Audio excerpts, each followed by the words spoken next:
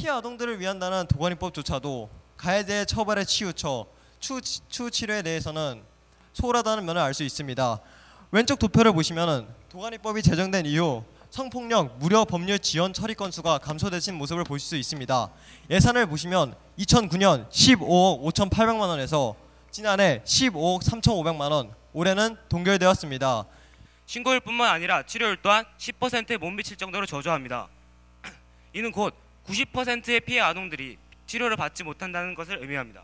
피해 아동의 부모의 입장에서는 기관을 방문하고 치료를 받는다는 사실이 다른 사람들에게 알려지는 것이 두려워 치료에 적극적으로 나서지 못하고 있습니다.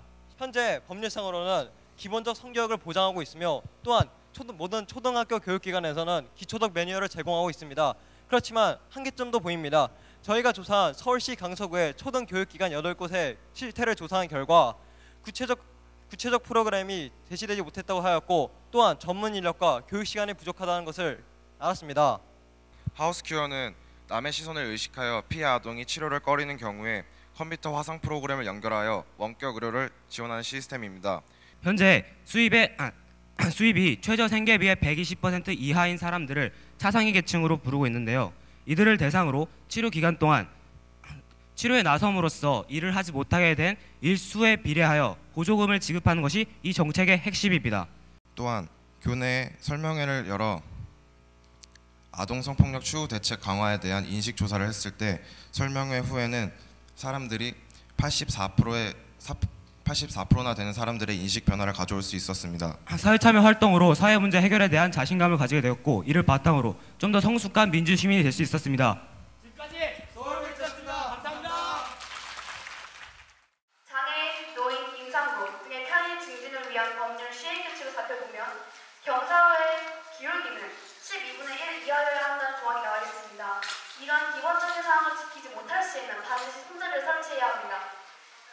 저희 수호조사팀은 직접 휠체어를 타고 안성시내 곳곳을 돌아다니는 활동을 진행하였습니다. 저희는 저상버스를 탈 계획을 하였지만 저상버스의 매우 드문 운행 시간 때문에 어쩔 수 없이 일반 버스를 타야 되는 상황이 벌어졌습니다. 하지만 일반 버스를 타는 동안 저희는 많은 것을 느꼈습니다.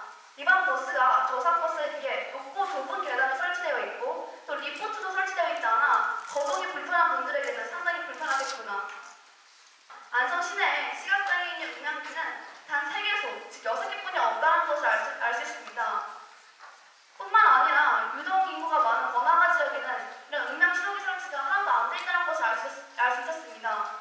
최영주 팀장님의 말씀에 따르면 전문 인력 한 분이 하루에도 평균 2개에서 3개 정도의 건물에 대한 장애인 편의시설 설치 여부를 따지고 승인을 내려야 하기 때문에 자세한 부분까지 꼼꼼하게 지적하는 것이 매우 힘든 것이 현실이라고 말씀해 주십니다. 또한 안성시의 저상버스 같은 경우 안성시청 사회복지과 담당자분의 말씀에 따르면 안성시에서 운영되고 있는 전체 97대의 버스 중 단 11대만의 저상버스가 도입되어 있고 또 그러한 저상버스도 실질적으로 전부 운영되지 않고 있다는 것이 현실이라고 하는 현실입니다. 우리나라는 장애인 시설에 대한 전문 인력을 확보하지 못하고 있습니다. 따라서 전체 예산의 약 3%에도 채 이르지 못하는 장애인 관련 예산을 확충하여 전문 인력을 양성하도록 해야 할 것입니다. 실제로 저상버스의 경우 버스를 구입할 시 한 대당 1억여 원의 지원금이 지급됩니다. 그러나 일반 버스에 비해 2배 이상 높은 관리비와 유지비 때문에 많은 업체들이 이에 도입을 꺼려하고 있는 실정입니다.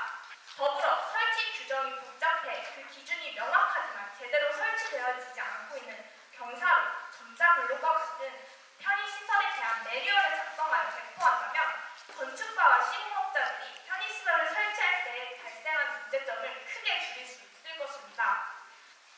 이 문제를 해결하기 위하여 저희 수호천사는 청소년 모니터링제를 추진하고 있습니다. 모니터링제란 저희 수호천사와 같은 학생들이 기관의 인력과 협력하여 건물의 장애인 이동 시설을 모니터링하는 것입니다. 주제는 음식물 쓰레기 줄일 수는 없는가인데요.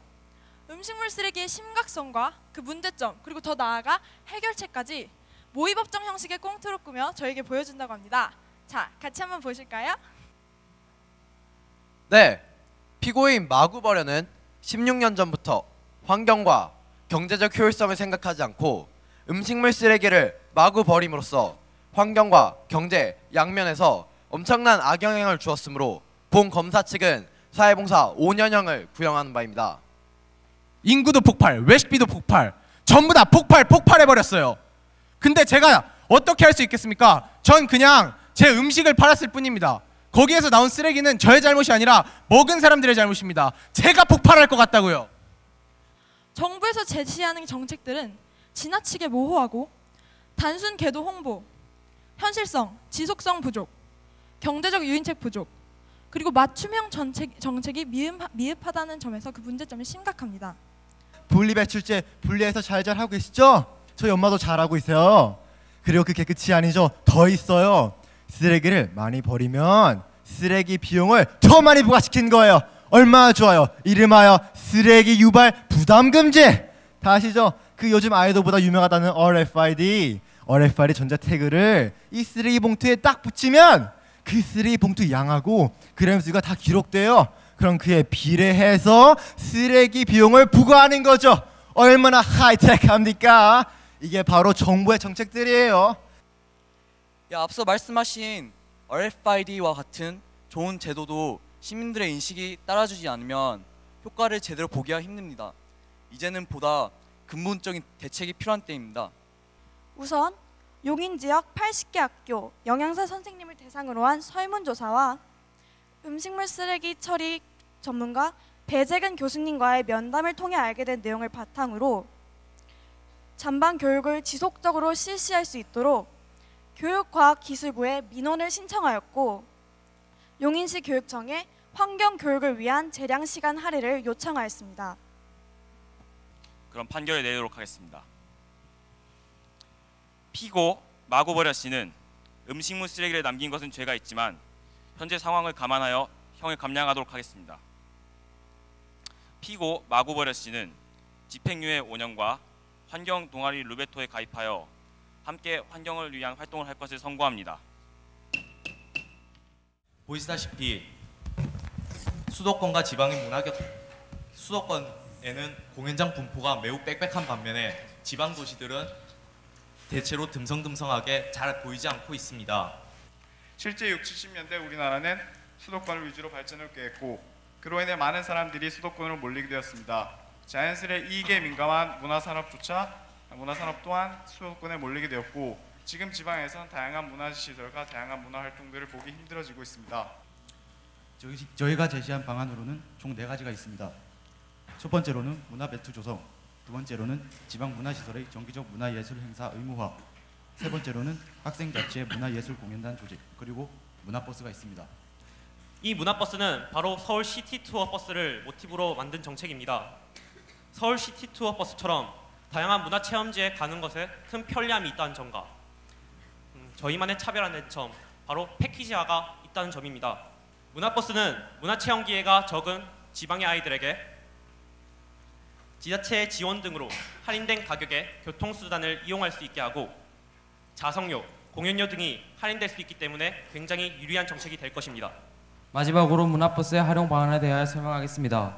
기초 방안과는 역발상적으로 직접 공연하는 전시회를 갖는 단체가 내려오는데 교통수단을 지원하는 방안입니다. 그들에게 홍보하여 지방에서 공연을 갖게 하는 방안입니다.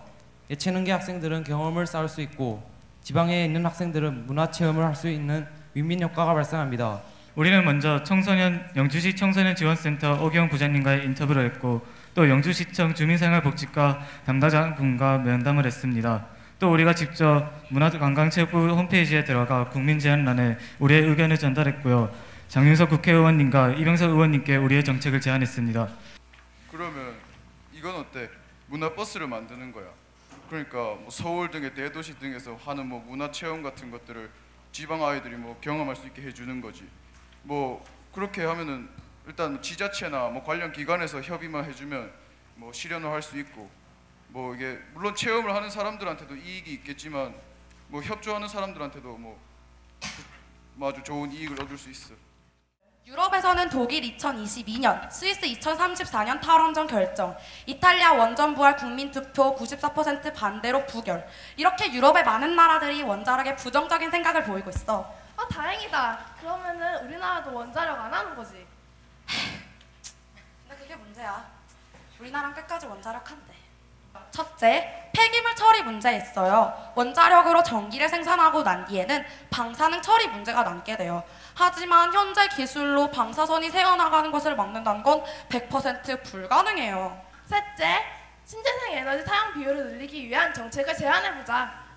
그럼 공공기관에서부터 시작하자. 양천구청을 방문해서 양천구의 현재 에너지 정책은 어떤지 알아보고 우리가 신재생 에너지에 관련된 정책을 제안해보자. 신에너지 및 재생에너지 개발 이용 보건 촉진법이라는 법률이 있었습니다. 이 법률은 공공기관에 의무적으로 신재생에너지 일정 비율 이상을 사용하게 하도록 하는 법률입니다. 그러나 이 법률도 강제성이 약해서 실제로 잘 추진되지 않고 있습니다. 그야말로 말로만 대한 정책이었습니다.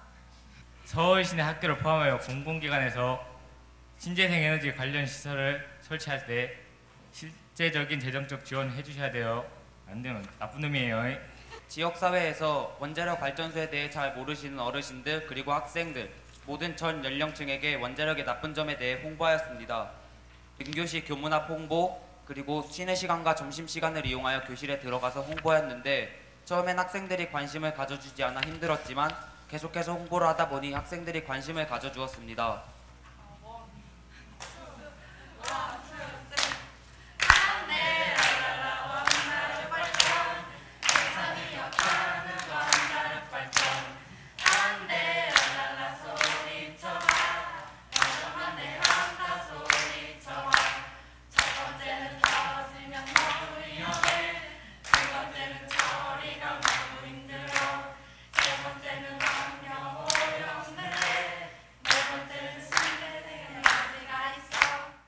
많은 고등학생들이 집이 아닌 기숙사에서 생활하고 있는데요. 좋은 옷, 좋은 환경, 좋은 선생님 등 부족할 것 없어 보이는 이들도 그들 사회 속에서는 해결돼야 할 문제들이 많이 발생했다고 합니다. 저희 기숙형 학교 학생들은 하루 24시간을 기숙사와 학교에서 보내기 때문에 밤에 아프더라도 제대로 된 조치를 취할 수가 없어요. 또 집에 한 달에 한두 번 정도밖에 가지 못하는 상황이 있기 때문에 많은 고민이 생기더라도 부모님들께 제대로 된 고민을 털어놓을 수도 없고 또한 집에서만 느낄 수 있는 따뜻함과 편안함을 느낄 수도 없지요. 아무래도 대다수의 기숙형 학교 학생들의 경우 집에서만큼 개인적으로 상비하기나 이런 기구를 마련하는 것은 어려운 일인데요. 특히 보건 선생님께서 계시지 않는 공휴일이나 주말에는 그 어려움이 더해질 수밖에 없어요. 따라서 학생들이 학교 생활 중에 겪는 다양한 고민들을 털어놓을 수 있는 공간과 이를 해결하기 위해 보다 전문적이고 실질적인 도움을 받을 수 있는 상담 제도가 마련되어야 합니다. 셀프 메디슨 제도는 도서실에서 책을 빌리는 원리와 같아요. 먼저 학생증과 위료기구와 약품의 바코드를 찍으면 그에 대한 세세한 정보가 나오고 이때 주요 물품들은 핫팩과 파스가 해당돼요.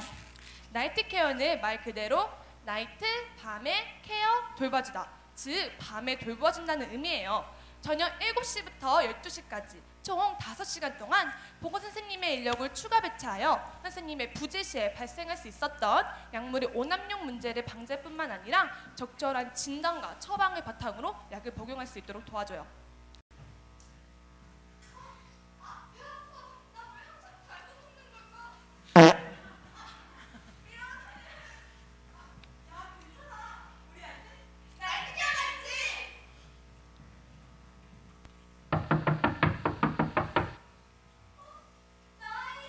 Cause I'm your lady and you are my 복귀한 아산시 시장님과 김건희 아산시 교육지원청장님과의 만남이에요. 저희는 이 만남을 통해서 저희의 공공정책을 알리고 그에 대한 깊은 이야기를 나누어 보았는데요. 시장님과 교육지원청장님께서는 나이트케어와 상간제도의 경우 기숙형 학교 설립 시 의무화를 시키는 것은 어떠냐라는 제안도 해주셨고요. 무엇보다 청소년들이 자기 주변에서 일어나는 일에 대해서 인식을 하고 그에 대한 공공정책을 4가지나 만들었다는 것에 대해서 격려를 해주셨어요. 실제 정책을 만드는 과정에 참여하여 자신들의 의견을 내세우고 지속적인 제안을 통해 이를 해결하고자 한 그들이 진정한 사회의 리더라고 생각합니다. 이렇게 하나의 살아있는 정책이 실현되는 그날까지 그들의 노력은 계속될 것입니다. 우리가 책임진다. 우리는 가운데를 언론 매체에서 흔히 보도되는 장애인들의 해마다 끊이지 않는 안전사고, 그리고 그들이 느끼는 심리적 불안감과 고통에 대해 사람들은 단순히 연민과 동정만을 느낄 뿐 그 이상의 어떠한 노력과 관심도 보이지 않고 합니다. 이런 문제들의 이유로는 정책이 현실을 제대로 고려하지 않고 또한 현재 있는 정책도 제대로 시행되지 않는다는 이유 때문인 것으로 보이는데요. 장애인과 비장애인이 함께 어울려 살 수 있는 사회통합적인 정책이 필요하다고 봅니다. 저상버스 이용자들은 앞에서 제시한 부족한 수뿐만 아니라 불규칙한 배차 간격으로도 큰 불편을 겪고 있습니다. 따라서 앞에서 제시한 교통약자가 밀집되어 있는 지역에선 일반 버스가 한두 대가 지나간 후 저상버스 한 대가 지나가도록, 그 이외의 지역에선 일반 버스 3-4대가 지나간 후 저상버스 한 대가 지나가도록 합니다. 장애인들에게 수치심을 가져다주는 경보용 노랫소리를 개선하도록 합니다. 이용자들의 수치심을 덜어주기 위해서는 본래의 목적에 맞는 진정한 경보음으로 바꿔야 합니다.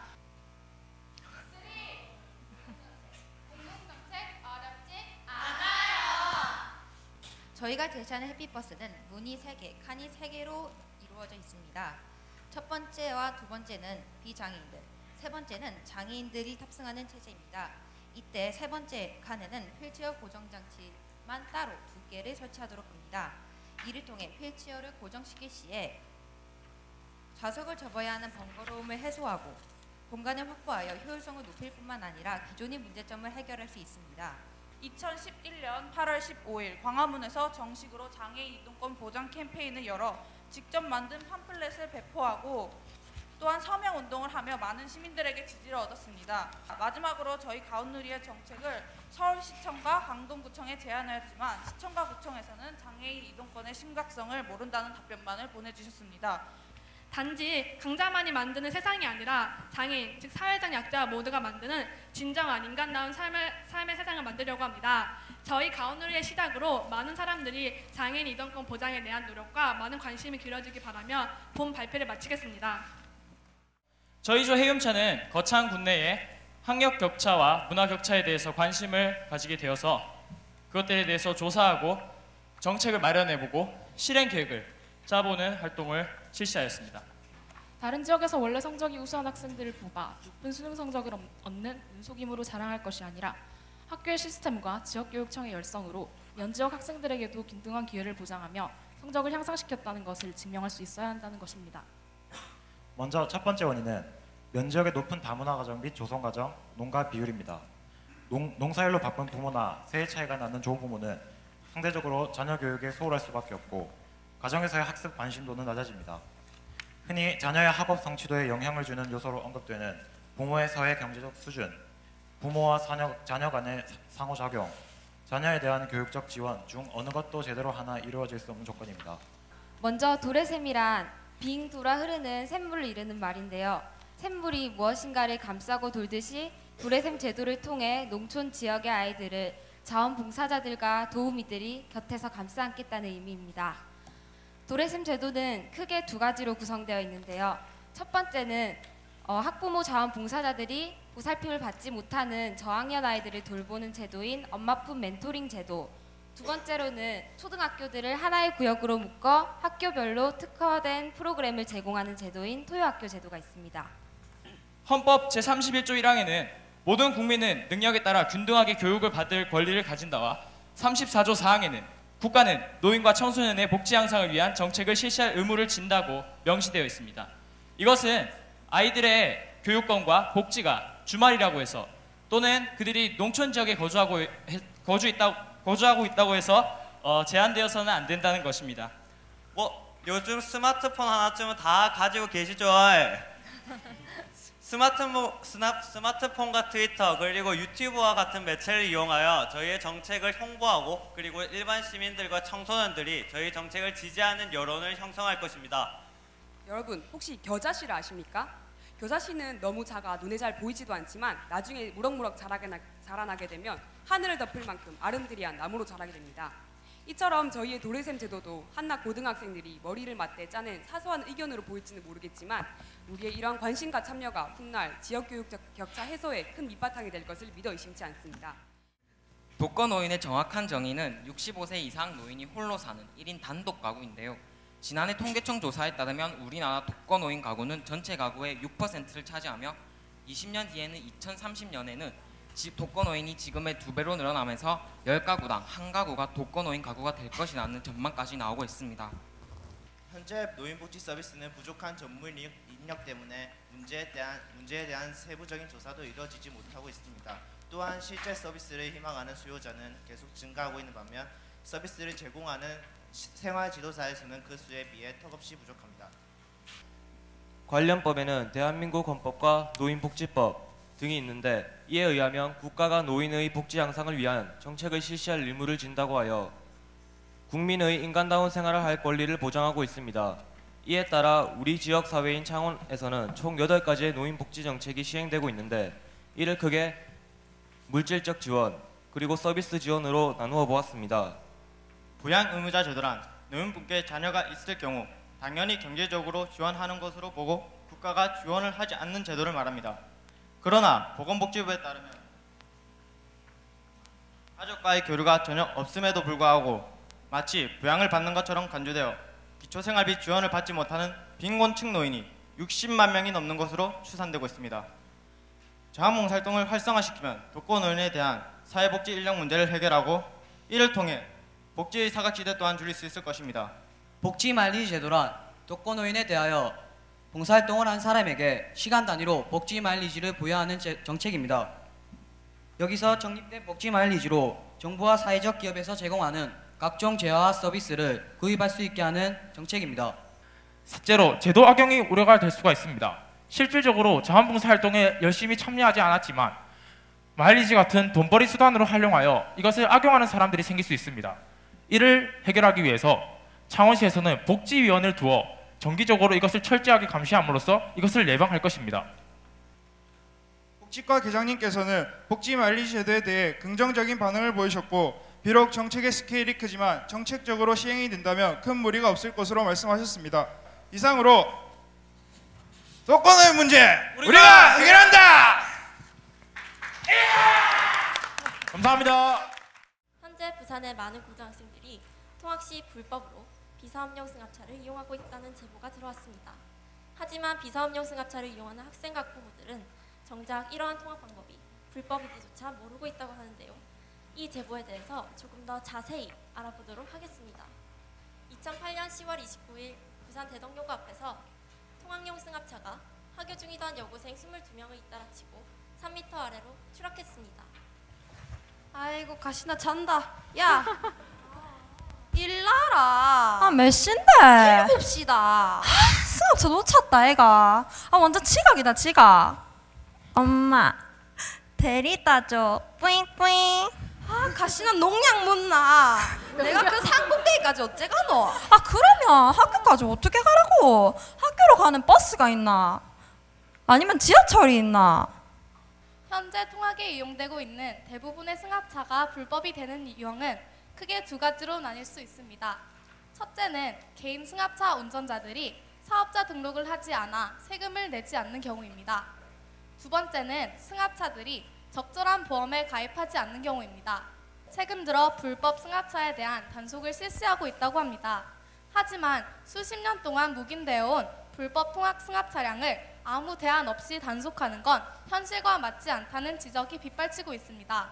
이러한 승합차를 단속하여 제재하기보다는 합법화시켜 승합차 운전자와 학부모 그리고 학생들 모두가 윈윈할 수 있는 정책을 만든 것입니다.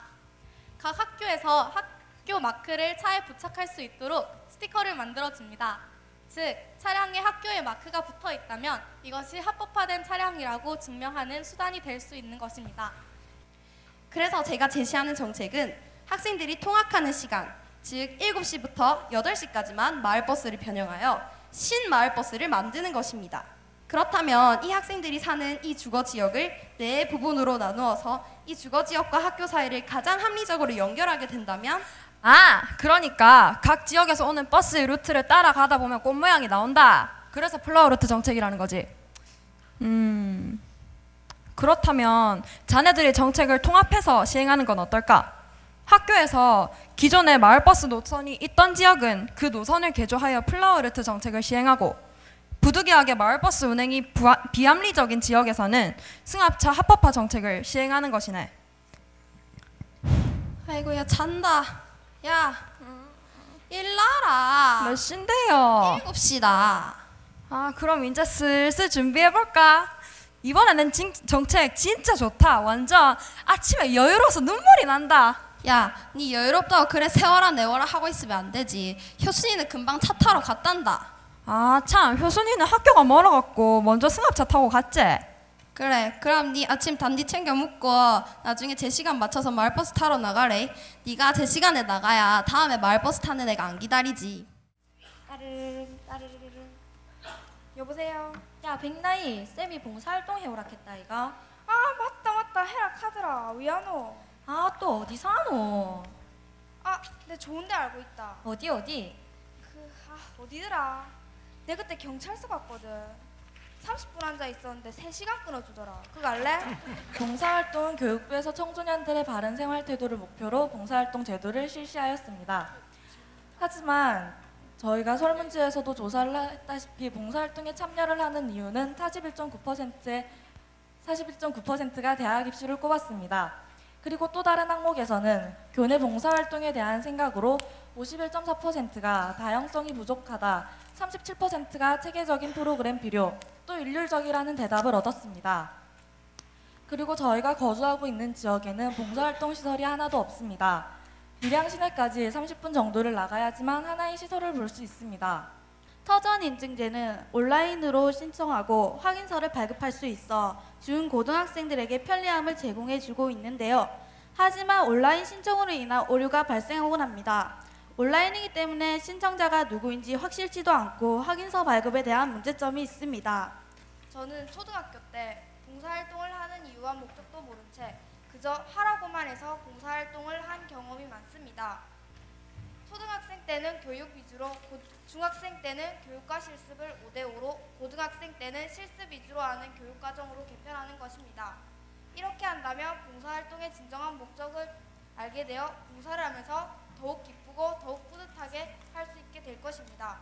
중매 컨설팅의 장점 중에 하나는 상담 선생님이라는 제도인데요. 이는 봉사 목표에 맞는 동아리를 직접 관리하는 상담 선생님을 도입해서 좀 더 효과적으로 동아리를 운용시킬 수 있도록 도울 수 있고요. 또 봉사활동을 학생들에게 동아리를 조직해서 또 찾아주는 역할도 할 수 있습니다. 저희가 해왔던 활동을 3가지 단계로 나누어 보았습니다. 첫째로 피켓을 만들어 거리 캠페인을 개최하고 블로그를 개설하여 홍보활동을 펼치고 의원님에게 전화를 걸어 대담도 해보았습니다. 그리고 학생 간부들과 선생님 그리고 2학년 선배들 앞에서 설명회도 개최했었습니다. 노력한 만큼 우리가 제안한 정책이 반영되어 학생들이 더 이상 봉사활동을 지루하고 힘든 것으로만 여기지 않길 바라며 발표를 마치겠습니다. 음악을 하고 싶은 우리들은 어디에서 배워야 하나. 클래식 말고 내가 하고 싶은 음악 어디서 하나. 왜 우리는 다 다른데 같은 것을 배우며 같은 길을 가게 하나. 왜 음악을 잘하는데 다른 것을 배우며 다른 길을 가게 하나요. 방과학교의 본래 목적은 사교육비의 절감, 교육 격차의 해소, 개인의 기량 향상 등이 있습니다. 하지만 경향신문 자료를 보시면 방과학교 시행으로 인해 감소한 사교육비가 방과학교 비용과 같은 규모입니다. 이는 실질적인 교육비의 감소 효과가 크게 나타나지 않았음을 의미합니다. 즉 방과학교는 정규 수업의 연장선이 되고 있기에 학생들이 자신의 흥미나 적성을 개발하여 그에 따른 진로를 결정할 수 있는 기회를 얻지 못하게 됩니다. 그렇다면 이 문제점들에 대안책을 말씀해 주실 분 없나요? 그래서 준비했습니다. 저희 소네사의 굿즈, 그것이 저희가 원하는 바람직한 사회이자 저희가 야심차게 준비한 대안 정책입니다. 이 소네사이를 간단하게 설명해 드리자면 교육청을 중심으로 기업에서는 예산을, 대학에서는 인적 자본을, 고등학교에 지원을 해주는 사회를 말합니다. 기존의 학생들의 교육을 담당해야 할 의무를 고등학교가 졌는데 여기서 더 나아가 이 사회 전체가 고등학교의 교육을 담당한다는 점에서 저희는 이 대안 정책이 야심찬 대안 정책이라고 주장합니다. 학교는 학생들에게 올바른 가치관을 심어주고 개개인의 적성에 맞는 진로로 나아가게 하며 이를 통해 바람직한 사회인을 양성해야 할 본래 역할을 수행하고 또한 문화교육을 할 수 있는 시간과 공간도 확보하기 위해 방과 후 시간에 학교 문화시설을 개방하여 여러 활동들을 개설해야 합니다. 공공정책의 교육활동, 교육외적 활동들을 학생에게 선택권을 부여해 자신이 원하는 활동을 할 수 있게 하는 모두에게 열린 방과 후 학교가 실현되어야 합니다. 교장 선생님께서는 재능교육, 지덕체, 올바른 인간성과 창의성 육성이 원래 교육의 참 목표라는 점을 들으시며 현재 고등학생들이 실시하고 있는 교과목 중심의 입시를 위한 반강제적인 방과 후 활동은 효과 부분에서 별 의미가 없다는 말씀을 해주셨습니다.